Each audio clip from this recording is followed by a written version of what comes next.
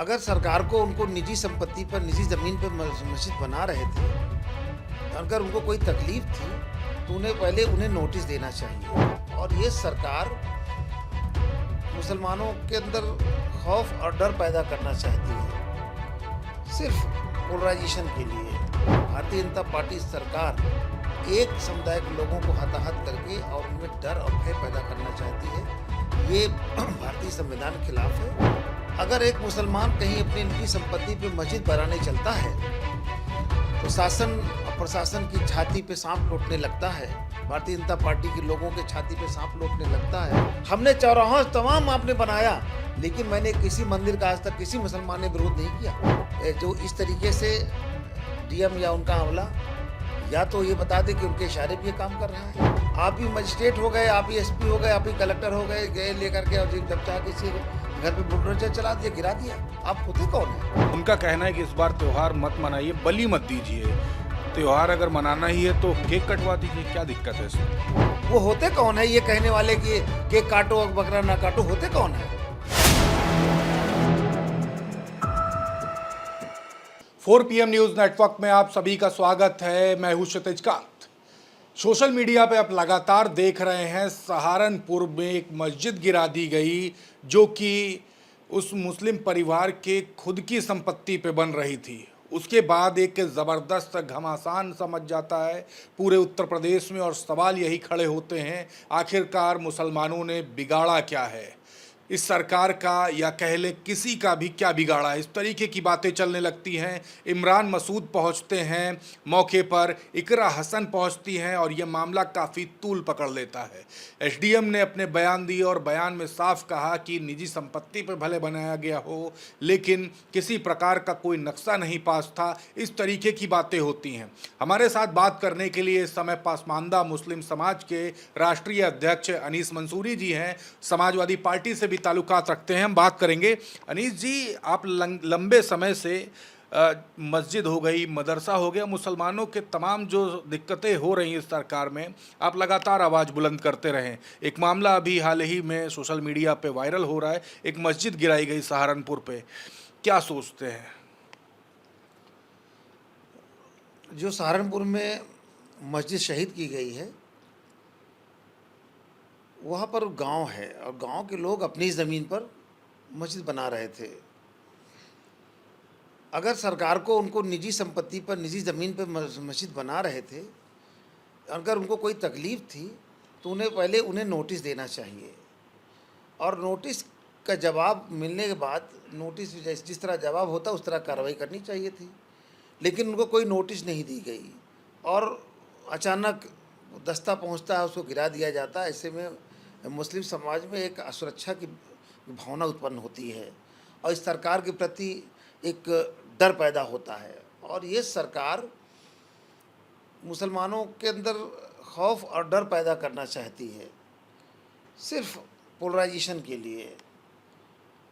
आज पूरे देश के अंदर, ख़ास तौर से उत्तर प्रदेश, उत्तराखंड के अंदर जिस तरीके से मदरसों को, मस्जिदों को टारगेट करके भारतीय जनता पार्टी सरकार एक समुदाय के लोगों को हताहत करके और उनमें डर और भय पैदा करना चाहती है, ये भारतीय संविधान के खिलाफ है और देश के भाईचारा के लिए भी ये खतरा है।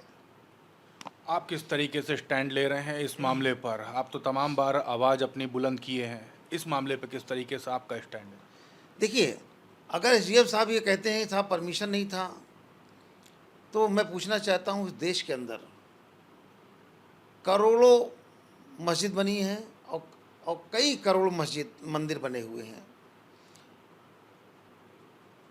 अगर एक मुसलमान कहीं अपनी निजी संपत्ति पे मस्जिद बनाने चलता है तो शासन और प्रशासन की छाती पे सांप लौटने लगता है, भारतीय जनता पार्टी के लोगों के छाती पे सांप लौटने लगता है। लेकिन इतिहास गवाह है और कोई इस बात को साबित नहीं कर सकता, इस देश के अंदर आपने पूरे देश में किसी बड़े चौराहे पे मंदिर बना दिया, आपने अपने निजी संपत्ति पे मंदिर बना लिया, आपने मोहल्ले में मंदिर बना लिया या बीच सड़क पे बना लिया, लेकिन आज तक किसी मुसलमान ने आपके इस धार्मिक मसले पर कि मंदिर का मामला हमें इसलिए नहीं बोलना चाहिए, ये उनका आस्था का प्रश्न है। हमने चौराहों तमाम आपने बनाया, लेकिन मैंने किसी मंदिर का आज तक किसी मुसलमान ने विरोध नहीं किया। और हम जब एकाध जता कता एकाध मस्जिद अपने संपत्ति बनाने चलते हैं तो आप उसमें परमिशन मांगते हैं। मैं पूछना चाहता हूँ उत्तर प्रदेश के मुख्यमंत्री जी से, उत्तर प्रदेश के अंदर तमाम डीएम हैं, एसपी हैं, तमाम थाने सी ऑफिस है, कोई ऐसा सरकारी दफ्तर नहीं है जहाँ पर मंदिर ना हो। क्या मुख्यमंत्री जी इन तमाम थानों का और डीएम के आवास का, उनके परिसर का, जितने भी सरकारी ज़मीन पर मंदिर बनी है और सब थानों में है, तो क्या उसका परमिशन दिखाएंगे? किसी का परमिशन नहीं है।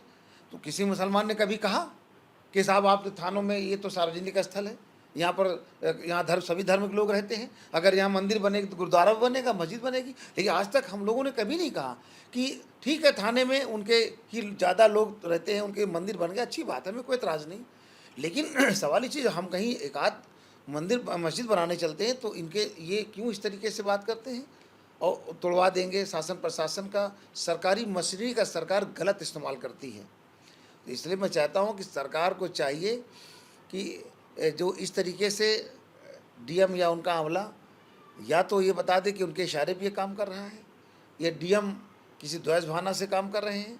देश के अंदर ये नहीं होना चाहिए और किसी भी मंदिर या मस्जिद, गुरुद्वारा, गिरजाघर को नहीं गिराना चाहिए। अगर गिराना है या कोई उसमें अवैध तरीके से बना तो उसके लिए कोर्ट है, कचहरी, संविधान है, सब है, उसका कोर्ट का नोटिस देना चाहिए, कोर्ट का सहारा लेना चाहिए। आप ही मुंसिफ हो गए, आप ही मजिस्ट्रेट हो गए, आप ही एसपी हो गए, आप ही कलेक्टर हो गए, गए लेकर के और जब चाह किसी के घर पे बुलडोजर चला दिया, गिरा दिया। आप होते कौन हैं?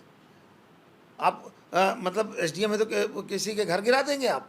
और परमिशन लेने के लिए नियम है, अरे आप उनको नोटिस देते, अगर नोटिस का जवाब ना देते तब तो आप कार्रवाई करते, लेकिन आपने नोटिस नहीं दिया और कार्रवाई करना शुरू किया। ये गलत है, इसका हम पुरजोर विरोध करते हैं और निंदा करते हैं ऐसी घटनाओं का। एक सवाल और है, आप मुस्लिम समाज से हैं, तमाम जो लोग आपको देख रहे हैं मुस्लिम समाज के लोग काफ़ी पसंद भी करते हैं।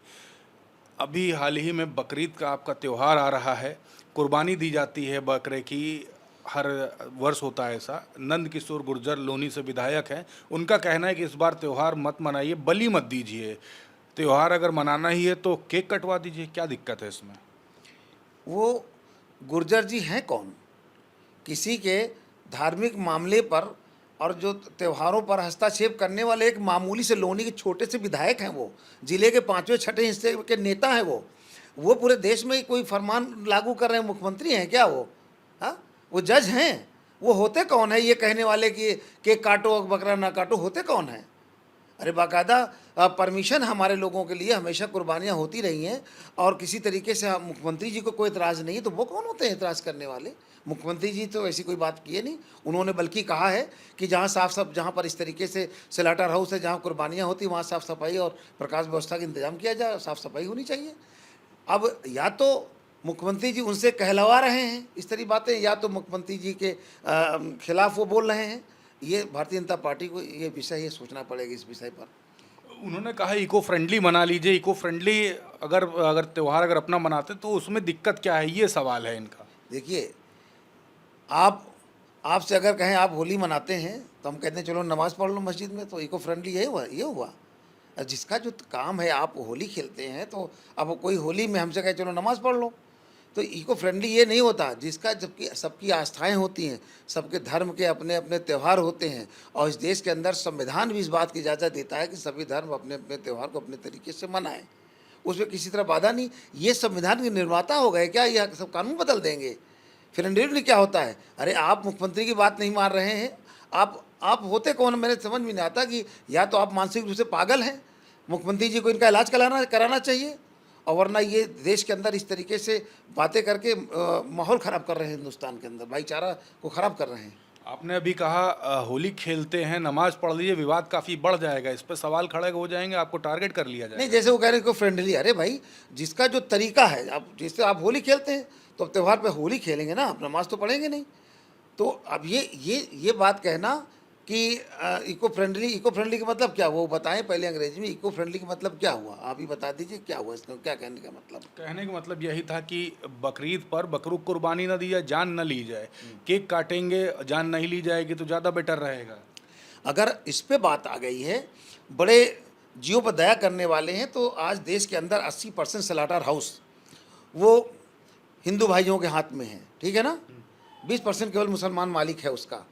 क्या वहाँ जानवर नहीं करते हैं? क्या वहाँ जानवर की जान नहीं जाती है? आज तमाम देश के अंदर बहुत सारे मंदिर हैं जहाँ पर वहाँ पर बकरों की बलि दी जाती है। उस पर क्या बोलेंगे वो? पहले उनको रोकिए।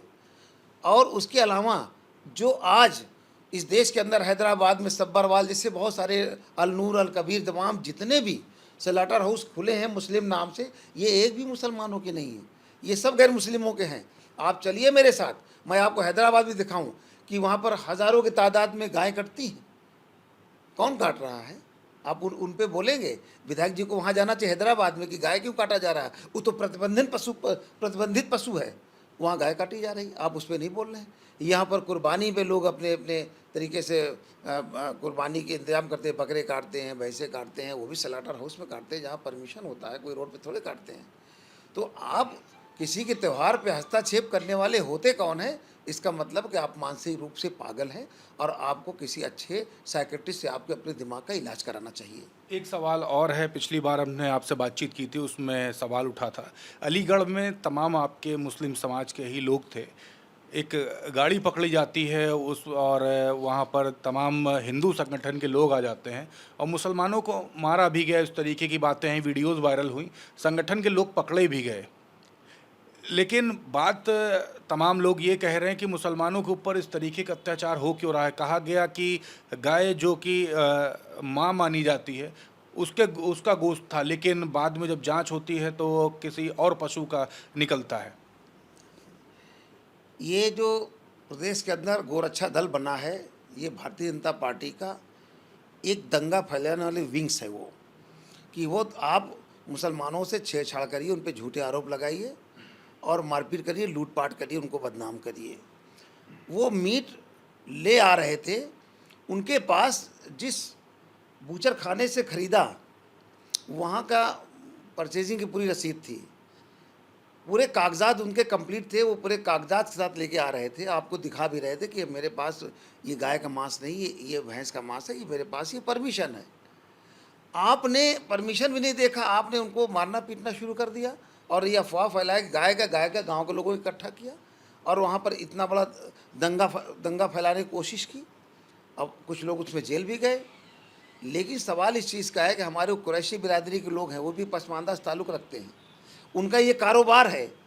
वो जब तमाम स्लॉटर हाउस गांव बूचर खाने खुले थे और पिछली सरकार समाजवादी पार्टी सरकार में सारे बूचर खाने चल रहे थे, फिर रिन्यूअल की बात आई तो इन्होंने उनके लाइसेंस जो है रिन्यूअल नहीं किए, तो ये बेचारे इनके बच्चे पामाल हो गए, बेरोज़गार हो गए, ये मजबूर हो गए कि बड़े बड़े स्लॉटर हाउस से वहाँ से मांस खरीद करके और अपने मोहल्ले की छोटी छोटी दुकानों में बेचें।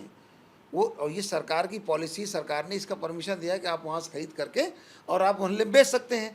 तो जब सरकार ने इसकी परमिशन दी है, वो बेचारे यही कर रहे थे, तो आप अफवाह फैला करके होते कौन है? दंगा फसाद कराने वाले। सरकार को जिस तरीके से उनके खिलाफ या दंगा में जो शामिल थे उनको मारने पीटने में शामिल थे, 4 लोगों को जेल भेजने से नहीं काम बनता, उसमें जो लोग थे सारे लोगों को जांच करके उन सबको सलाखों के पीछे भेजना चाहिए और ऐसी गलती की पुनरावृत्ति न हो, सरकार उस पर नज़र रखनी चाहिए। और आखिर जांच में वो भैंस का मीट आया, तो आप तो आज दहशत पैदा करना चाहते हैं हमारे लोगों में। जहाँ पर आपको पकड़ना है, आप स्लॉटर हाउस नहीं जाओगे, चूँकि आपको मजबूत पैसा दे रहे हैं। और ये लोग जो है, ये जो गोरक्षा दल के नाम पर इस तरीके से वसूली करते हैं, ये कुछ दिन पहले उनसे पैसा मांगे थे कि जितने बार आप जाओगे लाओगे, हमारा पैसा फिक्स कर दो और अपना काम करो। अगर उनको पैसा दे दें तो तुम गाय भी काट सकते हो। ये गोरक्षा दल के जो नेता हैं, इनका मतलब है कि अगर पैसा दे रहे हो तो अगर गोमांस भी ले जा रहे हो तो पैसा दे के ले जाओ। ये देश के अंदर ये कैसी कैसी बातें हो रही है और ये सरकार के चट्टे बट्टे हैं। सरकार को ऐसे लोगों पर एनएसए लगा के और तुरंत ऐसे संगठनों को प्रतिबंधित करना चाहिए। और सरकार ने छुट्टा सांड तरह इन गोरक्षा दल के तमाम ये गुंडों को छोड़ रखा है और ये तमाम मुस्लिम समाज के लोगों के अंदर डर भय पैदा करते हैं। ये कुरैशी समाज का आदमी जो है, इसका पुश्तैनी काम था गोश्त काटना, गोश्त बेचना। आज बड़े बड़े स्लॉटर हाउस, बड़े बड़े कारखानों में बूचर खानों में सारे गैर मुस्लिमों के सब धंधे चल रहे हैं, देश विदेश सप्लाई हो रही, इनका धंधा इनके हाथों छिन गया। आज ये दुकान से, आज वो स्लाटर हाउस से खरीद करके दुकानों पर भी नहीं बेच सकते, यहाँ पर भी हमला हो रहा है। ये कुरैशी समाज के लिए, उनको रोज़गार करने के लिए, उनको रोज़गार बर्बाद करने के लिए और उनको बदनाम करने के लिए ये सरकार द्वारा कहीं ना कहीं इशारा किया हुआ है। तभी ये गुंडों के इतने मनोबल बढ़े हुए हैं। वरना अगर सरकार जिस दिन चाह ले तो जो गोरक्षा दल के नाम पर लूटपाट करते हैं और ये देश के अंदर दंगा फसाद करते हैं, हिंदू संगठन बना करके किसी को भी जब चाहते मार देते हैं, जब चाहते परेशान करते हैं। सरकार अगर इन पे सख्त कार्रवाई करे तो ये जो है सब ज़मीन से ज़मींदोज़ हो जाएंगे। एक आखिरी सवाल है, आप लगातार ग्राउंड स्तर पर वर्क कर रहे हैं, समाजवादी पार्टी का प्रचार कर रहे हैं कि वोट मिले 2027 में, उत्तर प्रदेश में समाजवादी पार्टी की सरकार बने। लगातार आप लोग प्रचार प्रसार कर रहे हैं और मुस्लिम समाज में एक बड़ा मैसेज पहुंचा रहे हैं। लेकिन हाल ही में एक मौलाना है, उनकी वीडियो सोशल मीडिया पर वायरल है। अशोका यूनिवर्सिटी से प्रोफेसर हैं अली खान महमूदाबाद, उनके खिलाफ कार्रवाई होती है। उसके बाद सोशल मीडिया पर मौलाना का बयान वायरल होता है कि समाजवादी पार्टी को वोट ना दिया जाए। एसी में बैठ करके सिर्फ देख रहे हैं, कोई कड़ी कार्रवाई समाजवादी पार्टी की तरफ से नहीं, कोई इस तरीके का बयान नहीं कि प्रोफेसर के फेवर में हो। आप क्या सोचते हैं? इस तरीके का बयान तो काफ़ी नुकसान देगा 2027 के चुनाव में। मुझे वो गाना याद आया कि हम करें तो रासलीला और आप करें तो करेक्टर ढीला। प्रोफेसर अली ने जो बात कही बहुत इतनी गंभीर बात नहीं थी और वो संविधान के दायरे में बात की उन्होंने। क्या इस देश के अंदर मुसलमानों को संवैधानिक बात करने का अधिकार नहीं है? आपके विधायक संसद के अंदर कटुए भड़ुए जाने कौन कौन अपशब्द का इस्तेमाल किया, आज तक क्या भारतीय जनता पार्टी उनके खिलाफ कार्रवाई की? और उसके अलावा यतीनंद ने तमाम बहुत सारे ऐसे आपके विधायक हैं, बहुत सारे ऐसे साधु संत हैं जो आपकी पार्टी से जुड़े हुए लोग हैं, उन लोगों ने भी तमाम इस तरीके से बातें मुसलमानों को गालियां दी, खुलेआम गालियां दी। आज तक सरकार ने उन पर कोई कार्रवाई की? प्रोफेसर अली ने तो छोटी बात की उस पर कार्रवाई कर दी। तो ये तो भाई आपकी सरकार है, आप जिसको चाहो, आपको लगता है कि मुसलमानों को गर्दन दबा देने से हिंदू खुश होगा और हमको हमारी सरकार बनाता रहेगा, तो बहुत हो गया। अब हिंदू ने बहुत बार आपकी सरकार बना ली, देख ली कि आज हिंदू समाज में ही सबसे ज़्यादा सरकार बनाने का नुकसान हिंदू समाज के लोगों में हुआ। चूँकि हमारे मुसलमान भाई गोश्त काट लेंगे, बकरा बेच लेंगे, जानवरों काम कर लेंगे, दूध बेच लेंगे, स्कूटर बना लेंगे, पंचर बना लेंगे, मैकेनिक काम कर लेंगे, बिल्डिंग का काम कर लेंगे, बहुत सारे टेक्निकल हैं उनके यहाँ, वो हुनर दराज लोग हैं और वो काम कर लेंगे। लेकिन आपके लोग क्या, जो आपके लोग सर नौकरियों के भरोसे बैठे थे कि हम पढ़ लिख करके आगे बढ़ेंगे, तो आपने सबसे ज़्यादा दलितों पर, पिछड़ों पर अत्याचार किया। आज समाजवादी पार्टी वही बात तो कह रही है कि आपने सरकार बनाने से पहले जितने भाषण दिए, जितने वादे किए, क्या भारतीय जनता पार्टी सरकार ने एक भी वादे पूरे किए? नहीं किए। उसको गिनाना बहुत मुश्किल काम, बहुत वक्त लगेगा। नहीं किया से दुनिया जानती। आज अफसोस की बात है कि देश के अंदर बहुत सारे प्रधानमंत्री गुजरे, लेकिन इतना बेशरम और इतने झूठ बोलने वाले प्रधानमंत्री हमने कभी नहीं देखा, जिनका सोशल मीडिया पे इतना बड़ा मजाक उड़ाया जा रहा हो। आप देख रहे हैं सोशल मीडिया पे प्रधानमंत्री की झूठी बातों को तमाम लोग पकड़ करके और उसको एक तरफ उनकी बात भाषण और दूसरी तरफ डेटा दे रहे हैं। तो मतलब प्रधानमंत्री जी को तो कुछ तो लज्जा आनी चाहिए कि हम प्रधानमंत्री देश के अंदर, हम अगर कुछ बोलें तो हमें संवैधानिक दायरे में बोलना चाहिए। अगर हम कोई चीज़ डेटा देते हैं तो डेटा करेक्ट होना चाहिए। इतना मजाक प्रधानमंत्री के देश में, ऐसा मजाक किसी प्रधानमंत्री का कभी नहीं उड़ाया गया। मोदी जी का ही सवालों घेरे में ले आए जी, मतलब प्रधानमंत्री मोदी जी को ही सवालों के घेरे में ले आए। नहीं, देखिए, चाहे मोदी जी हों, चाहे वो योगी जी हों, लेकिन योगी जी का ये है कि वो नफरती बातें करते हैं। वो उनका केवल टारगेट ये रहता है मुसलमानों को गाली दो, हिंदू खुश करो, उनको ऐसा लगता है। लेकिन अब वो दौर चला गया है, अब वो हिंदू भी समझ गया है कि ये सब केवल वोट की राजनीति के लिए, केवल हमारे धार्मिक रूप से हमारी आत्मा को भड़काते हैं और हमारे जज्बात से खेलते हैं और ये करते हैं राजनीति। और आज देश के अंदर जिस तरीके से तमाम सरकारी संस्थाएं बिक गईं, रेल बिक गया, जेल बिक गया, हवाई अड्डे बिक गए, बड़े बड़े भारतीय उपक्रम बिक गए, और ये इसलिए पूंजीपतियों के हाथ पे दे रहे हैं, ताकि रिजर्वेशन वो ख़त्म करेंगे दलित पिछड़ों का, तो इनको लोग वोट नहीं देंगे कि इन्होंने रिजर्वेशन ख़त्म किया, तो डायरेक्ट दुश्मनी हो जाएगी। इन्होंने जहाँ पर भारतीय उपक्रम थे, संस्थाएं थीं, उन विभागों को सबको पूंजीपतियों के हाथ उन्होंने बेच देंगे, तो रिजर्वेशन का मतलब ख़त्म हो जाएगा। लेकिन हमारे राष्ट्रीय अध्यक्ष माननीय अखिलेश यादव जी ने कहा कि ठीक है, अगर आपने बेच दिया है कोई बात नहीं, बेचना नहीं चाहिए। अगर आपने पूंजीपतियों को बेच दिया तो उसमें एक काज और ये होना चाहिए था कि जो रिजर्वेशन की व्यवस्था इन विभागों में थी वो जो प्राइवेट बेचा वहाँ पर भी होनी चाहिए। ये मांग हमारे राष्ट्रीय अध्यक्ष जी कर रहे हैं और देश का नौजवान इस मांग को बहुत पसंद करता है। और आज देश का नौजवान जिस तरीके से उत्तर प्रदेश ने देश के अंदर इस सरकार से खफा है, और आपने पिछले लोकसभा के चुनाव में आपने खुद देखा कि इस सरकार के खिलाफ लोगों के अंदर, उनके दिलों में कितनी आग है। इसलिए आग है कि सरकार 10 साल तक हमसे झूठे वादे करके कुछ काम नहीं किया, मेरा वोट हासिल किया। तो उन्होंने 2024 के लोकसभा चुनाव में सरकार को बता भी दिया रास्ता कि इस देश के अंदर 20% मुसलमान हैं।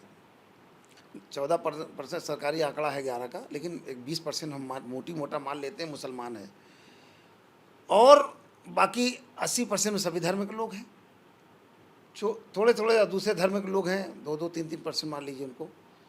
एक बड़ा हिस्सा जो हिंदू धर्म का है। हम पूछना चाहते हैं कि आपको 40% वोट पा करके आप सरकार बनाए हैं, 60% वोट आपके खिलाफ रहा, और 60 में अगर 20 मुसलमान काट दें तो 40% जो लोग वोट दिए हैं वो तो मुसलमान नहीं है।